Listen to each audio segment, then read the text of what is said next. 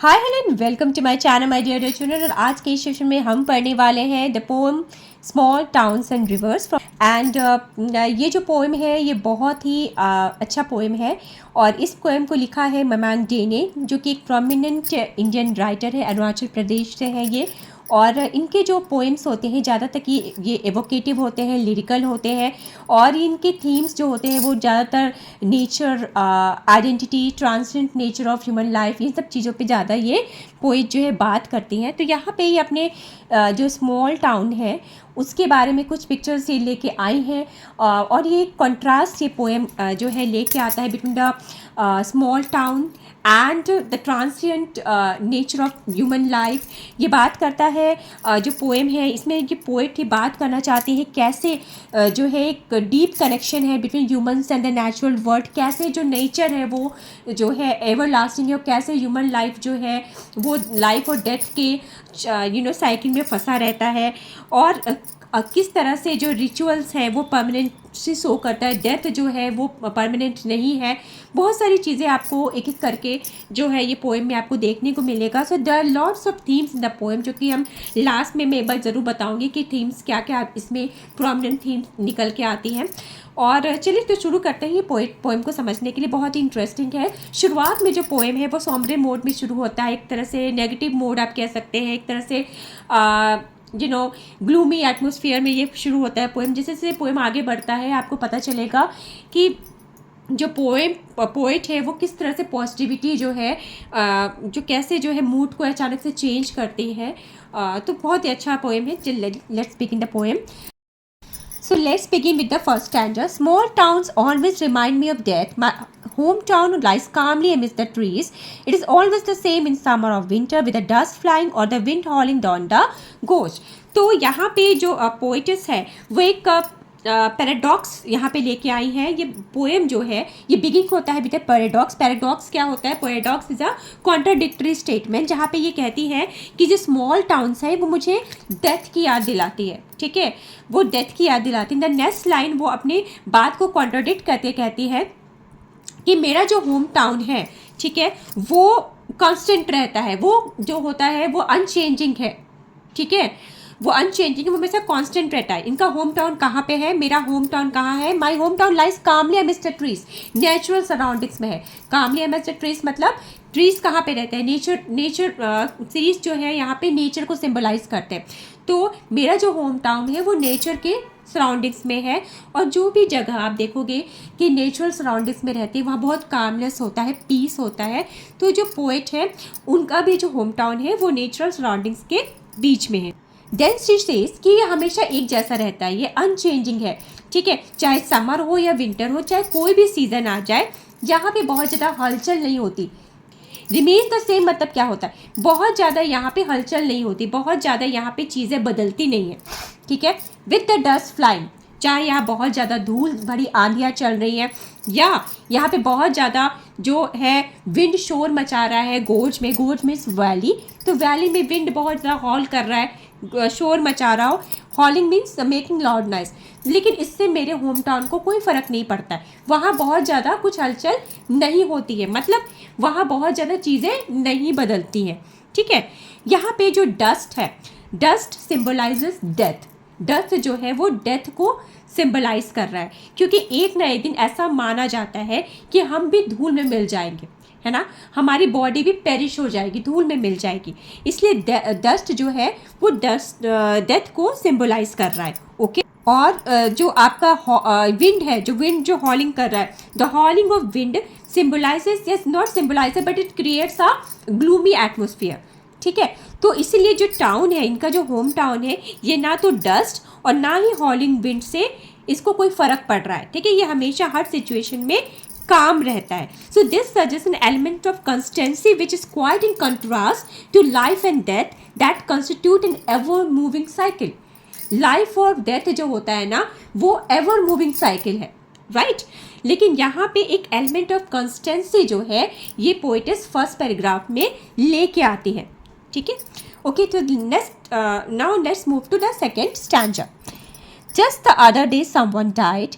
In the dreadful silence we wept, looking at the sad wreath of tuberosis, life and death, only the rituals are permanent. Now the second paragraph begins with a reference to an incident from narrator's personal life. उनके personal life की एक incident है. ये कहती है कि अभी कल की ही बात है, जैसे कुछ आजकल की बात है कि कोई मेरे टाउन में किसी की डेथ हो जाती है. ठीक है, और क्या होता है, in the dreadful silent, dreadful unpleasant आप कह सकते हो, ड्रेडफुल साइलेंट वी वेप्ट, हम सब रोए, उस साइलेंस में हम सब रोए. वो साइलेंट ड्रेडफुल क्यों है, आप बताइए क्यों ड्रेडफुल है. जब इस तरह का कोई एटमोसफियर होता है, जब कोई मर जाता है, ठीक है, आप उस इंसान को नहीं भी जानते हो और आप उसके डेथ, जब उसकी डेथ होती है आप जाते हो उस जगह पे, तो एक ऐसा ग्लूमी एटमोसफियर क्रिएट होता है उस समय पे कि आप नहीं भी जानते उस पर्सन को, आपका कोई कनेक्शन नहीं है, आपका कोई अटैचमेंट नहीं है, बट आप रोते हो. ठीक है, आपकी आंखों से आंसू निकलती हैं. और यहाँ पे इनके आंखों से आंसू क्यों निकलती है, क्योंकि वहाँ पे जो एटमॉस्फेयर होता है वो उस तरह का रहता है. और जो व्रेथ ऑफ ट्यूबरोसिस है, व्रेथ क्या होता है, गार्लैंड. ठीक है, ट्यूबरोसिस जो होते हैं वाइट फ्लावर्स होते हैं जो कि सर्कुलर शेप में अरेंज किए जाते हैं. जनरली ये जो ट्यूबरोसिस है वो डेड पर्सन के बॉडी के ऊपर डाले जाते हैं, ये रिट ऑफ ट्यूबरोसिस. तो उसको देख के लोगों के आंखों से आंसू बहते हैं. ठीक है, यहाँ पे जो वी है, यहाँ पे इसने अपने बारे में सिर्फ नहीं बोला, यहाँ पे वर्ड वी यूज़ किया गया है. इससे ये पता चलता है कि स्मॉल टाउन जब होता है, जब वहाँ पे कोई मरता है तो सिर्फ वन पर्सन नहीं है, वहाँ पूरा टाउन जो होता है वो इकट्ठा होता है to mourn for the loss of somebody. ठीक है, किसी की डेथ होती है तो पूरा जो टाउन होता है वो जमा होता है, वो दुख प्रकट करता है.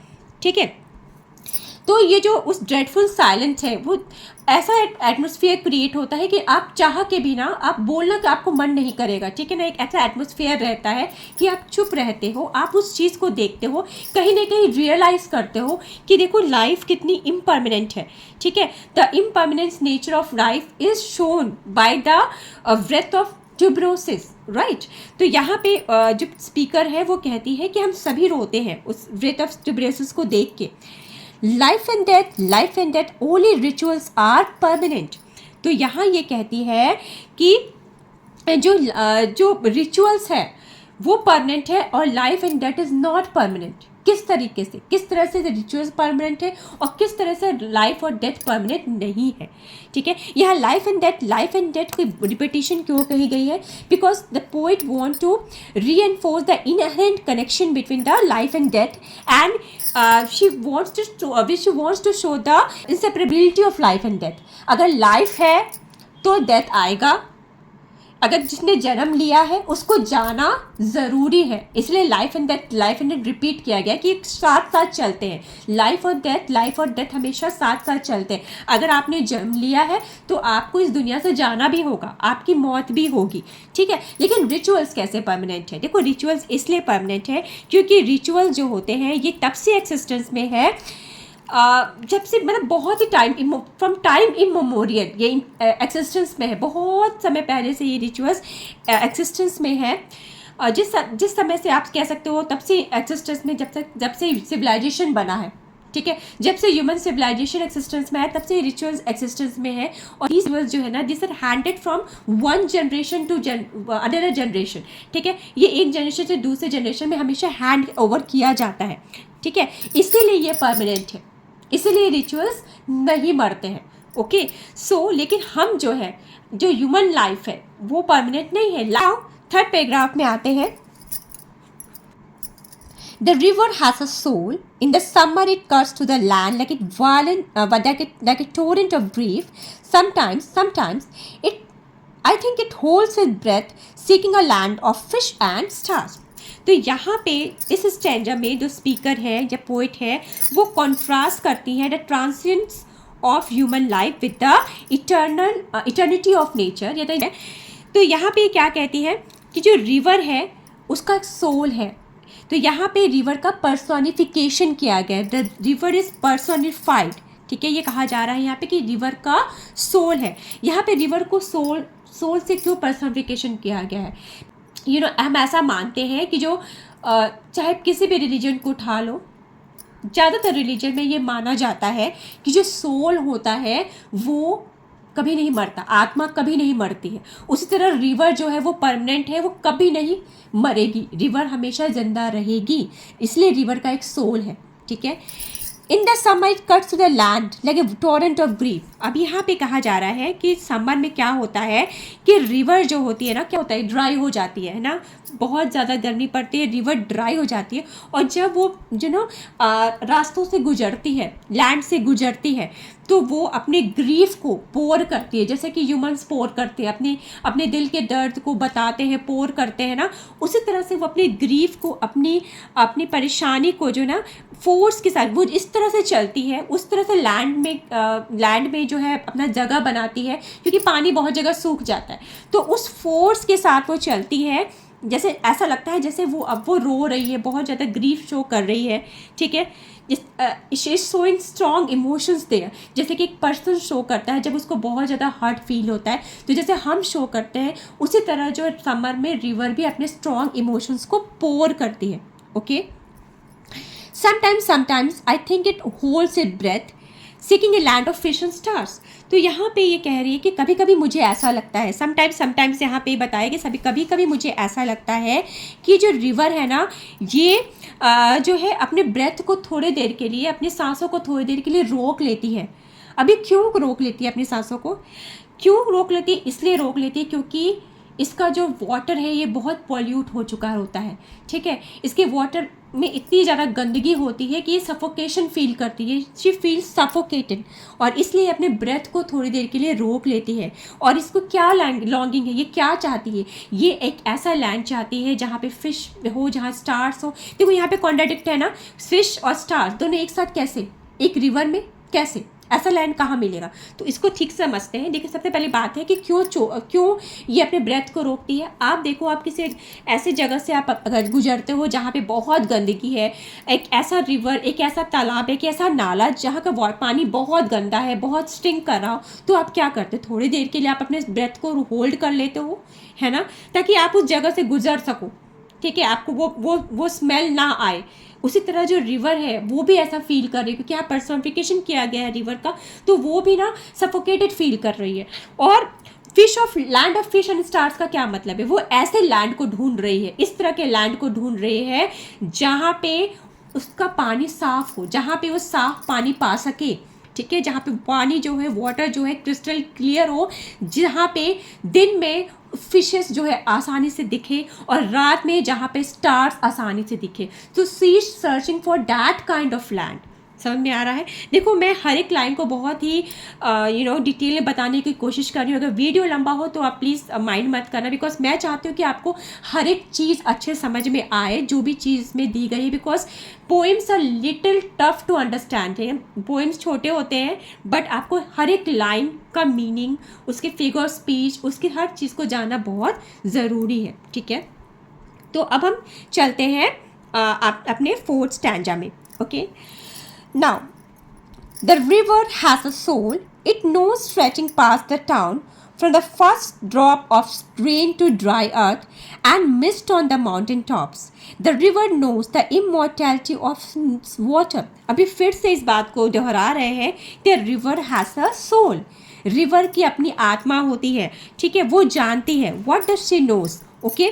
तो पहली बात क्या है कि रिवर जो है अब उस टाउन को, स्मॉल टाउन को छोड़ के आगे बढ़ती है। स्ट्रेचिंग पास द टाउन मतलब अपने उस स्मॉल टाउन को छोड़ के रिवर जो है आगे बढ़ती है। और वो क्या जानती है?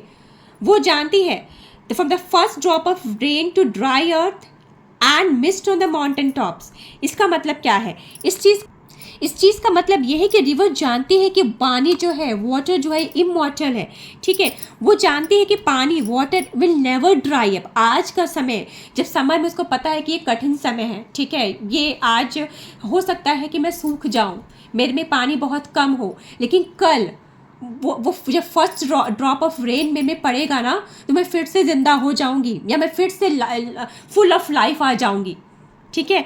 ये वो जानती है कि एक वाटर साइकिल चलता है। वाटर साइकिल चलता है ना, आपको पता होगा, आपने साइंस में पढ़ा होगा। ठीक है। कि जो क्लाउड्स होते हैं, माउंटेन्स पे जो क्लाउड्स होते हैं वो बरसते हैं। ठीक है। रिवर्स में आते हैं, सीज में आते हैं, फिर से वाटर का एवापोरेशन होता है, फिर से वो क्लाउड बनते हैं, एंड फिर से वो जो है जो हैवी होते हैं फिर से वो लैंड पे आके बरसते हैं। तो ये जो वाटर साइकिल होता है, ठीक है, इसीलिए वो ये जो रिवर है इस वाटर साइकिल को जानती है, from the first drop of rain to dry earth, और वो जानती है कि किस तरह से माउंटेन टॉप से मिस्ट बनते हैं, है ना। तो ये सारी चीज़ें वो जानती है। मतलब ये देखो यहाँ पे एक आप देख रहे हो कि ड्राई अर्थ से माउंटेन टॉप से मिस्ट की बात की जा रही है। ये बताना चाह रही है कि जो वाटर है या रिवर है that is physically on the move, ये रुकता नहीं है, कहीं नहीं रुकता, इसकी पहुँच कहाँ कहाँ तक है, ये कहाँ कहाँ तक जा सकती है, ठीक है ना। अनलाइक द स्मॉल टाउन जो कि एक जगह सेडेंटरी है, वो कहीं नहीं मूव कर रहा है, but this can reach to each and every corner of the earth, ठीक है। तो ये इसका जो एक तरह से कॉन्ट्रास्ट जो है यहाँ पे पोइट ने बैठा है between the sedentary town and the moving river. A shrine of happy pictures marks the days of childhood. Small towns grow with anxiety for the future. The dead are place pointing west. When the soul rises, it will walk into the golden east, into the house of the sun. देखो, a shrine of happy pictures. Shrine क्या होता है? Temple. और happy pictures यहाँ पे refer करता है to the purity of soul at the dawn of life. तो ये जो श्राइन ऑफ हैप्पी पिक्चर्स है ये मार्क करता है डेज ऑफ चाइल्डहुड। देखो जब चाइल्डहुड आता है, हमारा जो बचपन होता है ना, वो कितना इनोसेंट होता है, राइट। बचपन में हमें किसी चीज़ की चिंता नहीं होती है ना, हम बस खाना पीना सोना लड़ना झगड़ना, है ना, खेलना कूदना, ये सब हम करते हैं। हमें नहीं चिंता होती है हमारे फ्यूचर की, हमें नहीं चिंता होती है कि हम कैसे पैसे कमाएंगे, हमें नहीं चिंता होती है कल को क्या होगा हमारा, हमें नहीं चिंता होती है। तो हमारा जो इमोशंस होता है ना बहुत प्योर होता है। तो childhood represents purity and innocence, ठीक है। और ये जो हैप्पीएस्ट टाइम होता है ये सभी के लिए, चाहे किसी का भी बचपन हो, ये हैप्पीएस्ट टाइम होता है, बचपन जो होता है। तो जब आपके अंदर जब आप बहुत हैप्पी होते हैं, जब खुशी वाले जो पल होते हैं ना, हम सब उसको जो है ना संजो के रखना चाहते हैं। हमारा जो माइंड है ना, हमारा जो माइंड है वो एक श्राइन की तरह, टेम्पल की तरह है, ठीक है, जहाँ पे हम अच्छी यादों को संजो के रखते हैं, ठीक है। Each of us keep our good memories there, okay. So इसी तरह जो चाइल्डहुड के जो हैप्पी पिक्चर्स हैं, ठीक है, वो हमारे माइंड के श्राइन में वो बैठे हुए हैं, वो वहाँ पे हमने उसको डेटी की तरह जगह दी हुई है ना। लेकिन जैसे जैसे हम चाइल्डहुड से एडल्टहुड में आते हैं, जब बड़े होते हैं, तो इसलिए जो हैप्पी पिक्चर्स, मैंने यहाँ पे एक चीज़ लिखा है कि श्राइन ऑफ हैप्पी पिक्चर्स जो है, तो happy pictures refers to purity of soul at the dawn of life. तो जब शुरुआत होती है ना, बचपन जब आता है हमारे लाइफ में, जब शुरुआत होती है हमारे लाइफ की, तो हमारा सोल क्या होता है, बिल्कुल प्योर होता है, किसी तरह का छलावा उसमें नहीं होता है। But when we reach from childhood to adulthood, जैसे जैसे हम चाइल्डहुड से एडल्टहुड की तरफ जाते हैं, तो क्या होता है, ये सारी प्योरिटी इनोसेंस जो होता है ना गायब हो जाता है। हमारे अंदर क्या आ जाता है, हमारे अंदर आ जाता है anxieties. We are burden with the anxieties. हमें हर दूसरे पल ये चिंता होती है कि फ्यूचर कैसा होगा, फ्यूचर में हम क्या करेंगे, कैसे पैसे कमाएंगे, कैसे हमारे बच्चों को ये मिलेगा, कैसे हमारा घर होगा, कैसा हमारा रिश्ता होगा। ये सारी चीज़ों का बर्डन हम लेके जीते हैं जब हम एडल्टहुड में आ जाते हैं, ठीक है। We are always worry about the future, okay. तो जो इनोसेंस है, प्योरिटी है चाइल्डहुड की, वो ख़त्म हो जाती है ना। और यहाँ पे जो पोएट है, यहाँ पे जिस एंग्जाइटी की बात कर रही है, जो स्मॉल टाउन से की बात कर रही है, यहाँ पे जो एंग्जाइटी वो बताना चाह रही है कि वो एंग्जाइटी जो यहाँ पे स्मॉल टाउन के लोगों को होता है, वो होता है fear of their traditions and rituals becoming obsolete under the threat of modernisation. कि मॉडर्नाइजेशन में कहीं उनके रिचुअल्स और इनके जो ट्रेडिशंस है वो खो ना जाए, वो कहीं मिट ना जाए, इस चीज़ों के डर के साथ ये जीते हैं, ठीक है। इसलिए क्योंकि ये अपने ट्रेडिशंस, अपने रिचुअल्स को इतना ज़्यादा पकड़ के रखते हैं, इसलिए चेंज को बहुत जल्दी ये स्वीकार भी नहीं करते हैं। Got it. तो the dead are place pointing west, dead जो होते हैं, यहाँ पे एक तरह से रिचुअल की ही बात हो रही है। ऐसा माना जाता है कि अगर किसी डेड बॉडी के हेड को ना आप पॉइंट करके रखते हैं वेस्ट डायरेक्शन में after the death of a person, अगर उसकी बॉडी को वेस्ट डायरेक्शन में पॉइंट करके रखते हैं, तो उसका जो सोल होता है ना, जब वो बॉडी से निकलता है, वो ईस्ट की तरफ जाता है। ईस्ट, ऐसा माना गया है कि जो ईस्ट है वो हेवन का द्वार है, ईस्ट में हेवन पड़ता है, तो सीधे जो सोल है वो हेवन की तरफ जाता है। तो walk into the golden east into the house of sun. House of sun यहाँ पे क्या सिंबलाइज कर रहा है, the place where God resides, जहाँ पे भगवान रहते हैं, जहाँ पे गॉड रहते हैं, ठीक है। Also the gold, what is golden east means है, तो गोल्डन ईस्ट यहाँ पे हेवन की बात करें, गोल्डन ईस्ट तब इज़ द हेवन। और जो यहाँ पे जो सन है, द राइजिंग सन, ये राइजिंग सन जो होता है ये यहाँ पे इसकी बात इसलिए की जा रही है कि rising sun symbolises a new day and a new beginning and a rebirth. Rising sun जो होता है वो रीबर्थ की ओर इशारा करता है कि हमारी सोल जो है वो हमारी पुरानी बॉडी को छोड़ के आगे बढ़ जाती है और फिर से वो रीबर्थ के लिए तैयार हो जाती है। ठीक है, आगे बढ़ते हैं। In the cool bamboo restored in the sunlight life matters like this. बहुत ही इंपॉर्टेंट लाइन है यहाँ पे। जो कूल बैम्बू है ये सिंबलाइज करता है बॉडी को, और जो सनलाइट है ये सिंबलाइज करता है सोल को। ठीक है, तो जैसे जो सनलाइट है वो कूल बैम्बू को रिस्टोर करता है, ठीक है, उसमें जान डालता है, एक तरह से आप ये कह सकते हैं। उसी तरह जो हमारा सोल है वो हमारी बॉडी को रिस्टोर करता है, हमारी बॉडी में जान डालता है। हमारा बॉडी किस तरह है, हमारा बॉडी कूल बैम्बू की तरह है। जब तक उसमें सनलाइट नहीं पड़ेगा हमें कोई हलचल नहीं होगी, वी आर लाइफलेस। ठीक है, तो जिस तरह से सनलाइट कूल बैम्बू को रिस्टोर करता है, उसी तरह से जो हमारी बॉडी को कौन रिस्टोर करता है, हमारी बॉडी को जो है सोल रिस्टोर करता है। Okay, the sunlight provides warmth to the cool bamboo, right? In the same way the soul provides warmth to our cool body, है ना। अब है ओके, जो लास्ट स्टैंजा है, stanza 7th, in the small towns by the river we all want to walk with the god. तो ये जो line है, ये लाइन बहुत ही छोटा स्टैंजा है पर बहुत कुछ कह जाता है यहाँ पे। ये छोटा सा स्टैंजा, जो लास्ट 2 लाइन्स है यहाँ पे आप देखते हो कि पोएट का जो मोरोस थॉट्स है वो अचानक से चेंज हो जाता है into spirituality and after life. ठीक है, the poet is talking about spirituality and after life in this stanza. यहाँ पे सिर्फ अपने होम टाउन की बात नहीं करती है, but actually she talks about small town bye the river. ठीक है, तो जो रिवर के पास के जो स्मॉल टाउन्स होते हैं ना, रिवर से सटे हुए जो स्मॉल टाउन्स होते हैं, ओके, वो क्या चाहते हैं वहाँ के लोग, वो सभी वो चाहते हैं कि उनकी जब ज़िंदगी ख़त्म हो, जब उनकी डेथ हो, जब वो उस दुनिया को छोड़े, तो वो कहाँ जाए, वो भगवान की शरण में जाए। उनका आफ्टर लाइफ बहुत अच्छा है, उनका आफ्टर लाइफ अपने ये जो small towns by the reverse के लोग होते हैं ना, ये चाहते हैं कि आफ्टर लाइफ इनका बहुत अच्छा हो, मरने के बाद ये जो है इनका जो सोल है वो भगवान से जाके मिले। ठीक है, so there is a reference to soul travelling to women to heaven and walking with gods rather than entering a body. यहाँ पे लोगों की इच्छा क्या होती है कि हमारा सोल जो है भगवान तक पहुँचे। They don't long for rebirth. यहाँ पे रीबर्थ की बात स्मॉल टाउन के लोग नहीं करते, ये सीधे भगवान में अपने सोल के मिलने की बात करते हैं। ठीक है, so now you can see how the poet shows her strong belief in the afterlife and external bliss. Got it? So ये पोएम बहुत ही इंटरेस्टिंग पोएम है, जहाँ पे ग्लूमी या सैड मूड से शुरू होता है, बट एक पॉजिटिव थॉट पे, एक पॉजिटिव चीज़ पे ये एंड होता है ये पोएम। और इसके जब हम थीम्स की बात करते हैं तो the central theme of this poem है the contrast between transit nature of human life and eternity of nature. हर जगह पोएट ने इसी चीज़ को जो है हाईलाइट करने की कोशिश की है through the examples of river, through the examples of permanent rituals. She wants to highlight the impermanent nature of human life and the permanent nature of the environment or the natural surroundings. ठीक है, the river.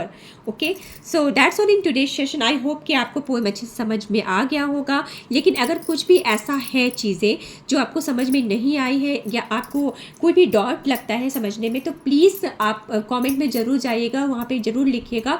और अगर आपने अभी तक channel subscribe नहीं किया है तो उसको भी ज़रूर सब्सक्राइब कीजिएगा। किस तरह के वीडियो आप और देखना चाहते हैं मेरे चैनल पर, वो भी आप मुझे कॉमेंट में ज़रूर बताइएगा। Thank you so much for watching, children, and keep studying, and please subscribe my channel. Thank you so much. Bye bye.